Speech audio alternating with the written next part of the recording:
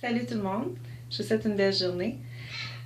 Je voulais parler aujourd'hui du fait que avoir le courage de travailler une relation, c'est pas toujours facile, mais avoir le courage d'admettre qu'une relation nous nuit, nous fait du mal, puis qu'on a de la difficulté ensemble à trouver des solutions, puis à résoudre nos conflits, puis d'être obligé de prendre une pause, ça aussi, ça prend beaucoup de courage. Puis parfois, quand on se laisse, des fois, il y a des gens qui reviennent ensemble puis qu'après, ça va mieux parce que chacun de leur côté, ils ont pu réaliser autant un et l'autre ce qu'ils apportaient, de se regarder soi-même, de réaliser nos propres défauts, nos propres choses qu'on aurait à travailler. Puis, quand on revient, c'est ça qu'il faut s'en rappeler. Mais si on revient pas, ben des fois c'est parce que c'est ça qui était le mieux pour nous, là, c'est sûr.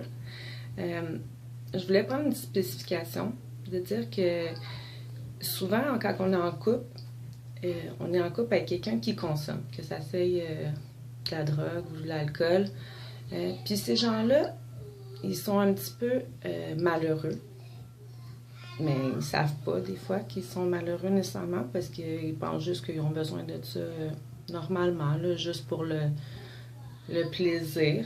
Mais en fin de compte, quand on a une dépendance envers quelque chose qui fait que si on n'en prend pas, on devient avec mauvais caractère, on a de la difficulté à fonctionner, c'est quand même parce qu'en quelque part, on a un petit mal à combler. Puis il y a des endroits pour ça, pour les aider. Je sais que les AA, c'est spécialement pour les alcooliques anonymes, mais c'est aussi pour n'importe quel problème de dépendance. Puis ça, c'est pour ceux qui consomment. Évidemment, des fois, il y a des gens qui ne consomment pas, qui, en étant avec des gens qui consomment, se mettent à consommer. Que dans le fond, des fois, on pourrait se dire, hey, en couple, on y va, on essaye une rencontre, voir si ça pourrait pas nous faire du bien. Parce que il y a aussi le groupe Alanon, qui est pour les gens qui ne consomment pas, mais qui fréquentent des gens... Juste une petite minute, ouais. Désolée, fallait que je mette une robe de Barbie. OK. Bon, un instant.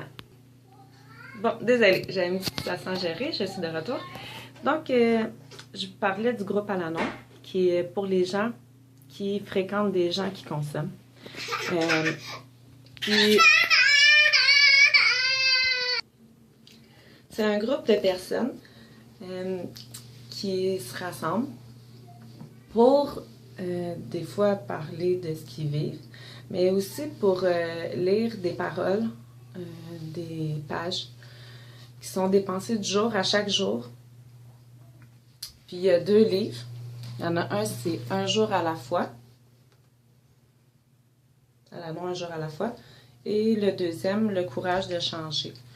Puis je trouve ça super intéressant. Il y a tout le temps plein de belles choses. Puis des fois, ça nous aide à... Parce que des fois, c'est des adolescents aussi. Il y a Alatine, que ça, c'est pour les adolescents qui ont des parents ou un parent là, qui a un problème de consommation. Puis moi, j'ai déjà été là. J'ai adoré ça. Dans chaque ville, il y a son groupe.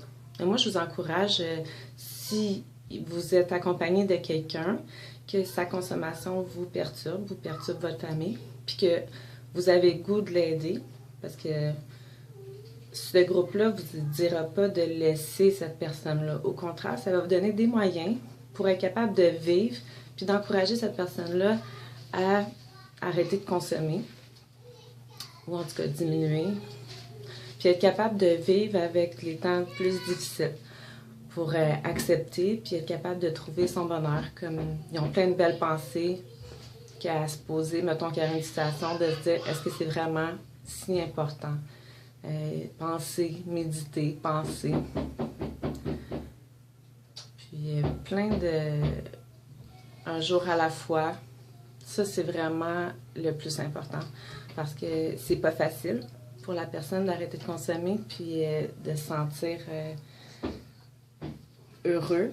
Parce que quand on est habitué d'être obligé de consommer pour être heureux, c'est pas facile d'arrêter. Puis c'est pas facile pour la personne qui accompagne.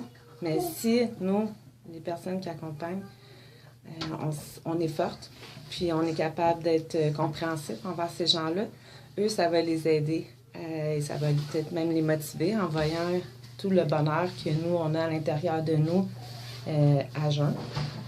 Ça peut leur donner un exemple. Puis ça nous aide aussi à pas prendre trop d'ampleur sur ce qu'on vit, parce que réellement, il y a beaucoup de gens qui vivent des choses très graves, souvent plus graves que ce qu'on vit. Puis ça nous aide, parce qu'en aidant les autres là-bas, puis les autres nous aident, on réalise que on n'est pas les seuls à vivre des choses comme ça. Puis qu'il y a vraiment un moyen de faire une différence en nous-mêmes, en ayant un bon comportement, en étant capable de se dire ah, mais donc qu'est-ce qu'il dit, c'est pas nécessairement ce qu'il pense, c'est parce que là, il est dans une mauvaise période. Des fois, il y en a des gens qui ont un seuil de tolérance est plus court que d'autres. Puis ça, on le respecte, puis on n'oblige personne à vivre des choses qu'ils ne sont pas capables de vivre. Mais si on se sent assez forte pour être capable d'aider quelqu'un qui consomme, souvent ça peut être nos enfants aussi, moi je vous encourage à aller dans des rencontres comme ça. Vous allez vous faire des amis vraiment merveilleux. Puis je vois que mon temps est bientôt terminé. Donc je vous souhaite une belle journée, puis bon courage à tous.